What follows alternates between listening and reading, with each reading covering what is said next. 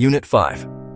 Lesson. Since the first unit, we have discussed how system safety is managed through system safety engineering and how system safety engineering is accomplished through safety analysis.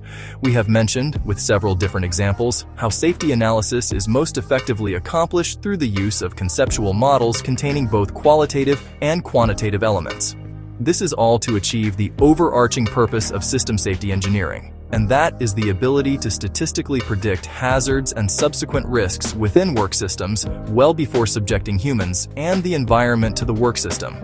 As a result, you have learned that implementing system safety engineering helps to stop accidents from happening by designing out the hazard from the work system. In this unit, you are going to investigate the most cutting-edge qualitative and quantitative risk management tools available to system safety engineers and learn to leverage the predictive power of these tools to effectively manage system safety within a work system. Given that you are most interested in predicting accidents before they occur, we need to start with quantitative tools that provide us with the mathematical capacity to statistically calculate probability within a work system.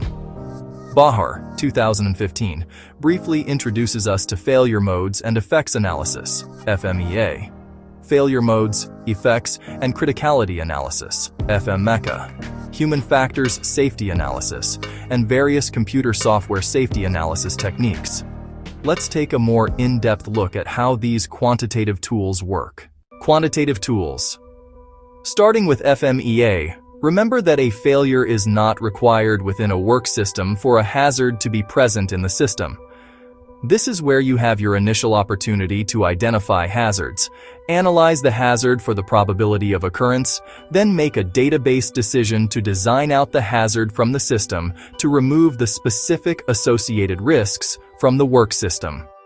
As you learned in your Unit IV work, quantitative fault tree analysis, FTA, is an effective way to understand the overall top event probability of occurrence, given our ability to use Boolean mathematics to sum probability among different components of a work system to include even equipment within the work system. Barr, 2015.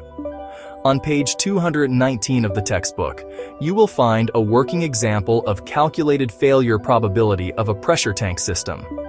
Where FTA largely differs from FMEA is with the differences in each tool's consideration of reliability and safety. FTA can help us estimate the probabilistic failure of a system as a whole as a measure of reliability, but FMEA evaluates reliability and identifies single-point failures within the system.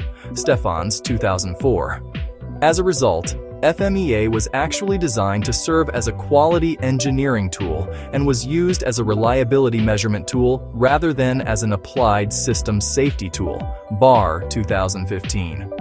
The result of not understanding this concept when using 1 OSH 6303, System Safety Engineering, Unit X Study Guide. The FMEA may lead the safety engineer to inadvertently identify failures instead of identifying causes. Consequently, it is imperative that you not confuse the term reliability with safety and the term cause with symptom or effect, which is often mistakenly identified as a failure within a system. Levison, 2011. Title. For example, if an automobile has a faulty brake system, you can calculate a high probability of the automobile consistently or reliably not stopping properly when one depresses the brake pedal. As such, the automobile, the entire system, could be considered to be unsafe, yet reliable. You would first have to identify the effects, which are the symptoms of the failure, such as an inoperable master cylinder or ineffective brake pads. Then investigate the causes related to the single-point failures, such as the master cylinder not being completely full of brake fluid and without bubbles or worn brake pads. FMEA helps the system safety engineer predict single-point failure within a work system, classify each failure potential with qualitative hazard probabilities, such as level A, level B, and so on. Then ultimately assess the potential for reliability breaches, failure, with quantitative values, such as level A, was frequent or X, 10-1, and level B, was probable or 10-1, X, 10-2, as we learned in our Unit 3 material. Barr, 2015. This is due to the use of preliminary hazard list, PHL, or preliminary hazard analysis, PHA, a step within the FMEA process. You may want to review the discussion about these two tools from the unit report material. This is why FMEA, not to be confused with FMEA, was designed with the system safety engineer being able to focus on the probability of failure considerably more than with FMEA. This is accomplished with FMEA by identifying the necessary independent variables, failure effect probability, failure mode ratio, part failure rate, and operating time, then effectively calculating the relationship among the variables.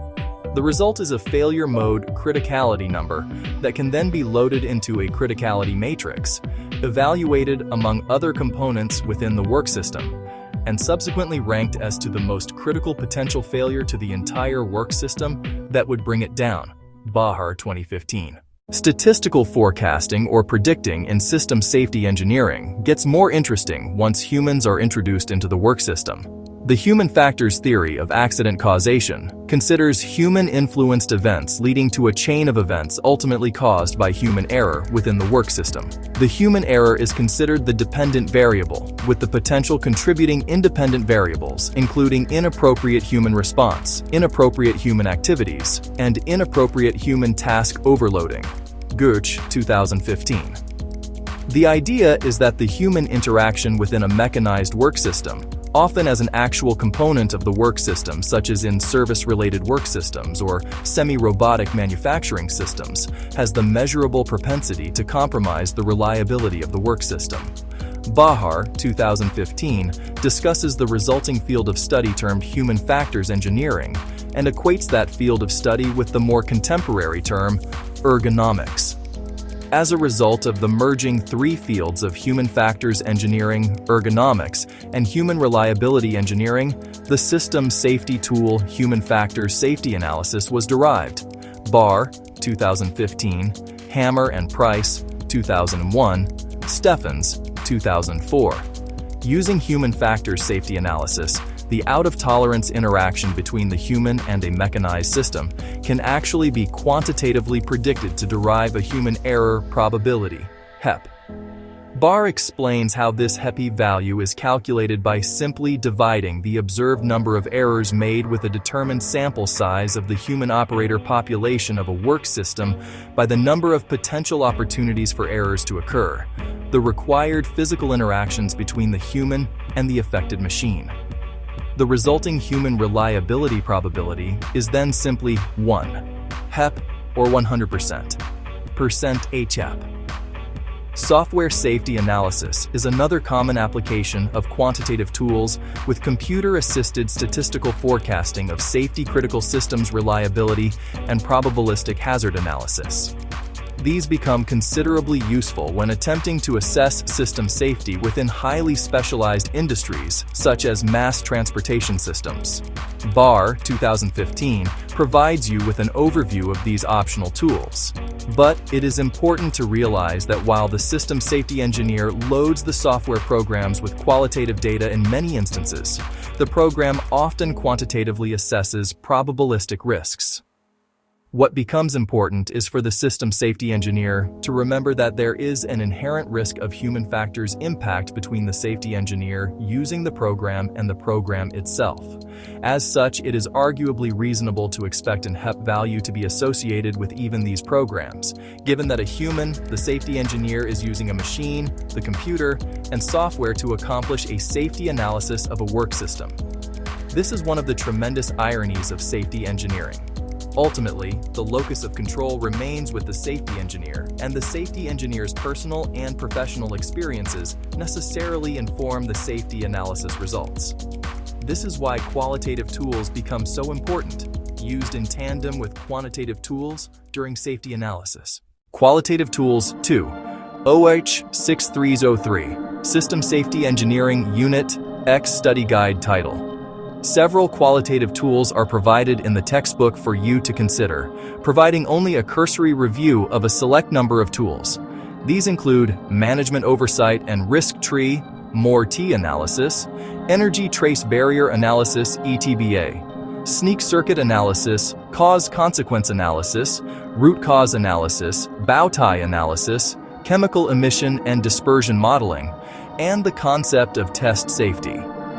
What becomes very important to realize is that while most of these tools are actually interactive conceptual models featuring qualitative information, they can easily be used in a quantitative technique, especially chemical emission and dispersion modeling. Test safety is described as a conceptual process rather than an actual safety analysis technique or tool, and deems it most appropriately used in non-production environments and work systems, BAR 2015. The suggestion is that the process of test safety be considered for use in research and development settings. With this quick overview of the various tools available to us as system safety engineers, one can quickly realize the need to understand a work system well enough to recognize when to attempt to conduct specialized safety analysis on a work system and when to call in specialists to do so. As with most graduate-level learning, the true intended knowledge outcome is one's ultimate ability to recognize personal skill sets and when to employ the skill sets of others. This becomes paramount in system safety management. What you will do through the rest of this course is learn to study a given work system, understand the work system well enough to know what safety analysis tool needs to be deployed, identify where and how to collect the data necessary to deploy the safety analysis tool, evaluate risks, and then effectively manage those risks with engineering and administrative controls. This is applied system safety management through system safety engineering. Settings. Add any subtitle. Make the background music slow and steady.